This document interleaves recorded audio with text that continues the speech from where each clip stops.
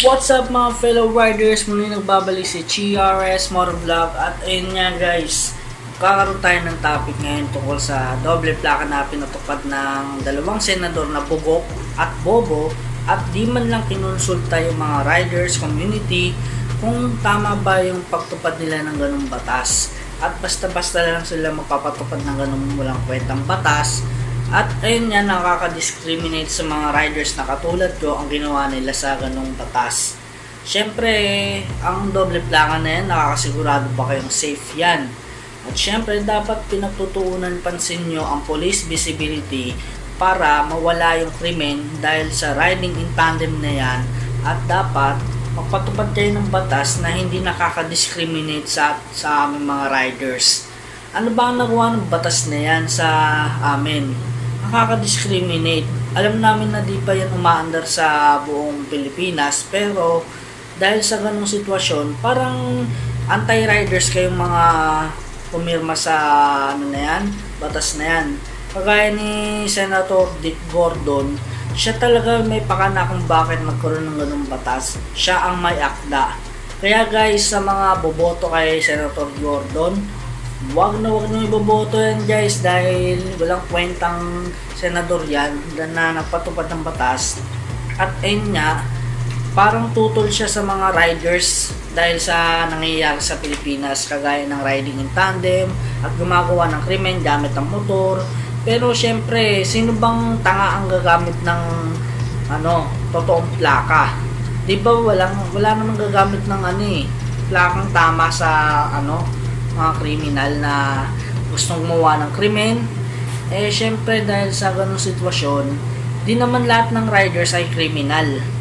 Parang inaano nyo yung riders na parang kriminal talaga na turing sa amin dahil sa ganung pagtupad ng batas. Dapat pinakonsulta nyo muna yun sa mga riders community kung agree ba sila sa ginawa nyong batas. Kaso sa mga third session na, pumasa na yung batas tapos ang pirmahan pa ni Pangulong Duterte. At ayun, nawalan kami ng pag-asa kung bakit ganun yung nangyari.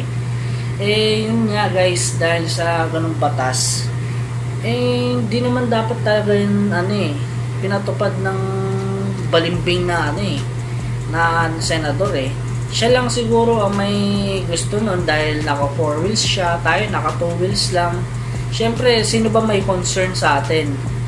Katulad nga ngayon, si Senator J.B. Ejercito, nagkaroon sila ng topic kanina dun sa Senado, dun sa may Senate room ata yun, na hindi na daw papatupad yung double plate metal na ilalagay sa harap at gagawin na lang daw stickers o vinyl stickers o kaya decals yung plate.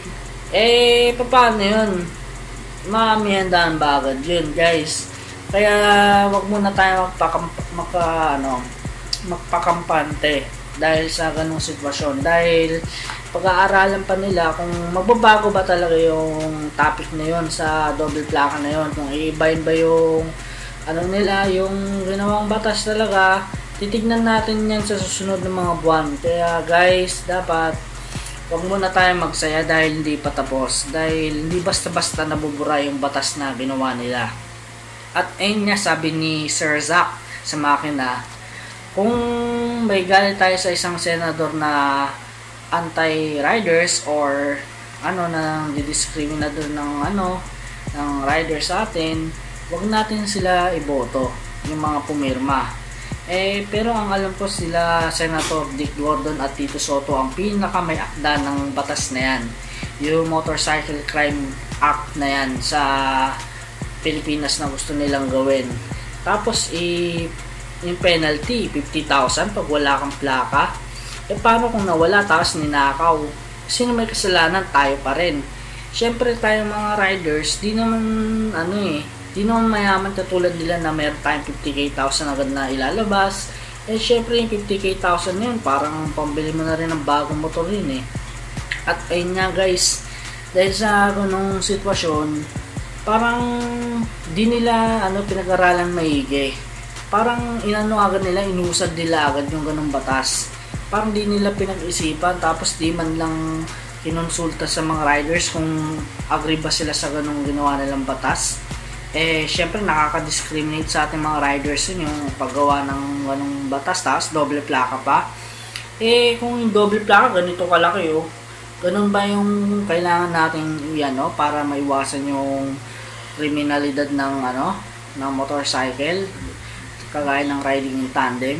Syempre, hindi tayo papayag ng ganun, kasi hindi naman tayo kriminal. Ang criminal ba? Di naman gumagamit ng totoong plaka yun. Siyempre, pag walang plaka yun ang gagamitin nilang motor. Pero siyempre, kaya nga may checkpoint, need natin ng police visibility.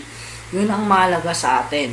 Kailangan may mga nakakalat na ibang police para mag-inspection ng ORCR, license, kung hawak ba talaga nila yung totoong motor natin na ginagamit.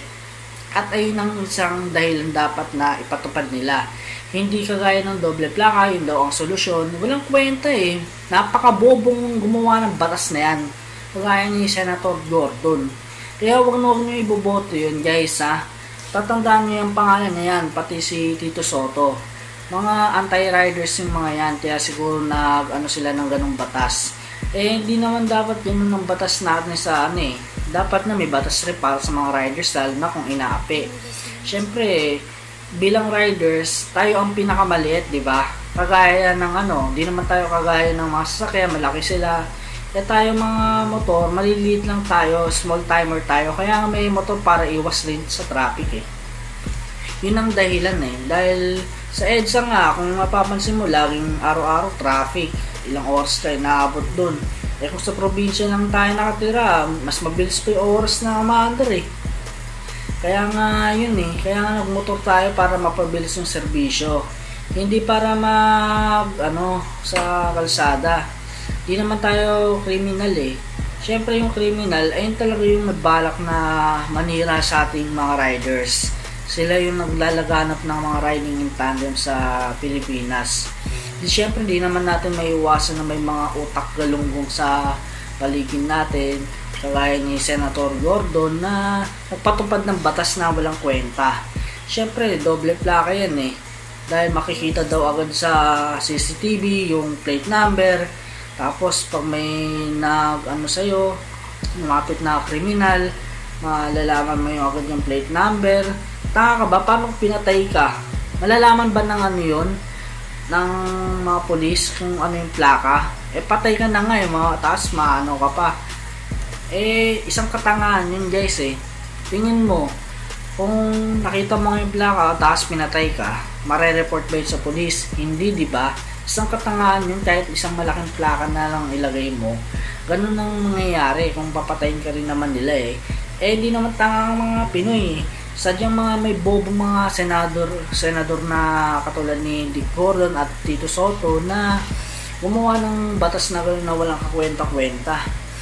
At kung papansin niyo naman, puro riding in tandem yung puntere nila, ba't di na sila magpakalat ng police visibility dito sa Metro Manila? Yun ang solusyon. Tapos mga CCTV sa iba't ibang lugar, kailangan ng higher film para yung footage malinaw na kung sino yung tao na yun, tapos makikita talaga sa CCTV yung plaka.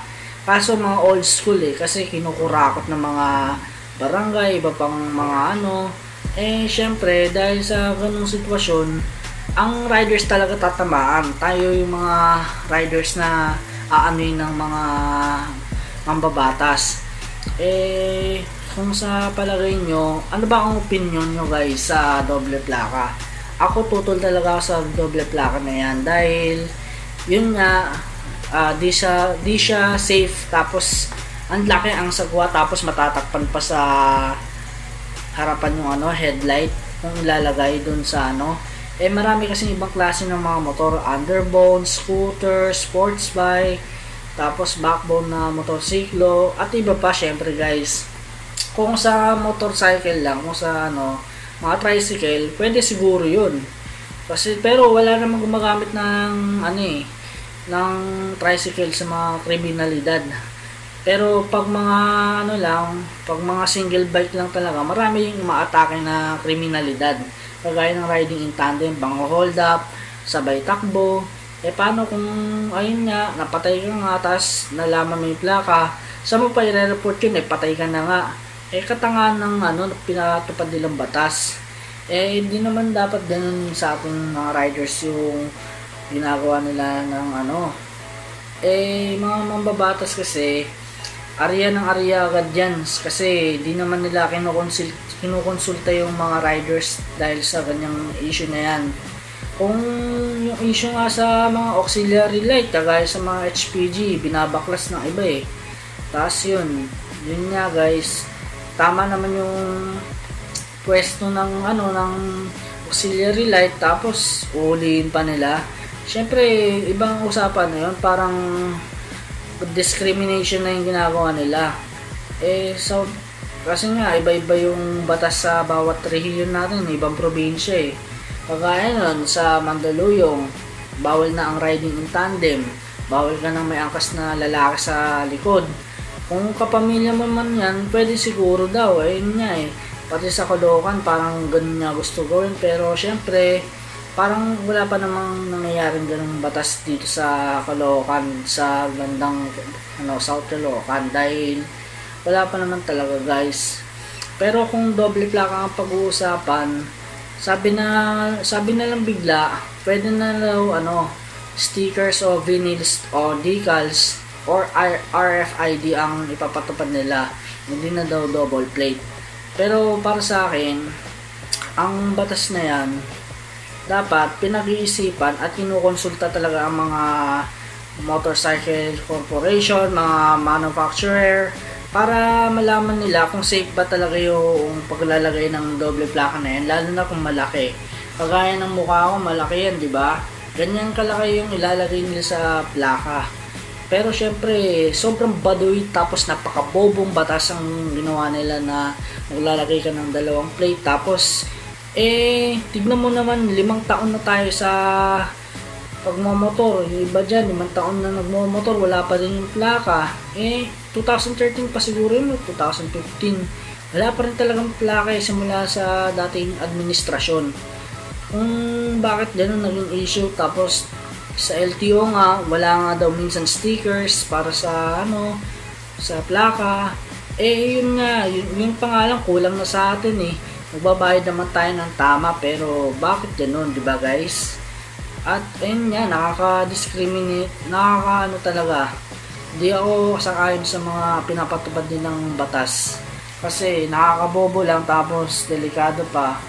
At syempre, yung iba, iniisip ng iba, may mga negative dyan na nagko-comment para na daw mawala yung mga kamote na Pero totoo yun guys, meron kasing mga ibang riders dyan na pasaway talaga. Pero syempre, aksidente ang kinahinatnan. Pero mag-iingat tayo palagi guys dahil sa ganong sitwasyon. Kasi iisa lang ang buhay natin pagdating sa pagmomotor. Hindi tayo kagaya ng sasakyan na kulob, di ba? Kaya guys, mag-iingat tayo palagi sa pagmomotor. At sa lahat ng mga riders dyan na tutol sa double plaka, sangayon ako sa inyo dahil walang kwentang batas ang pinatupad nila Senator Dick Gordon at Tito Soto. Ayun lang guys yung mahingi kong opinion dahil sa double plaka na yan. At ayun nga, kung hanggang sa susunod na buwan di matatanggal yung double plaka plate na yan na issue sa pagpapatupad nilang batas, wag nyo iboto yung senador na mga pumirma. Yung mga pumirmang senador, wag nyo iboboto yun, lalo si Senator Dick Gordon. Isa sa akda na gumawa ng ganung batas, lalo na si Tito Soto. Isa sila sa anti-riders, discrimination ang inaano nila sa ating mga riders. Tapos 50k pa ang multa pag wala kang plaka. Kapal ang mukha nila, mukhang pera sila para lang sa ganung sitwasyon. Kaya guys, mga riders, fellow riders, masasabi ko lang, laban tayo sa pinaglalaban natin. Huwag nating talikuran yung ganung issue at labanan natin ang dapat labanan. Kaya sa mga riders dyan, mga riders club at iba pang community club, laban tayo dyan. Peace.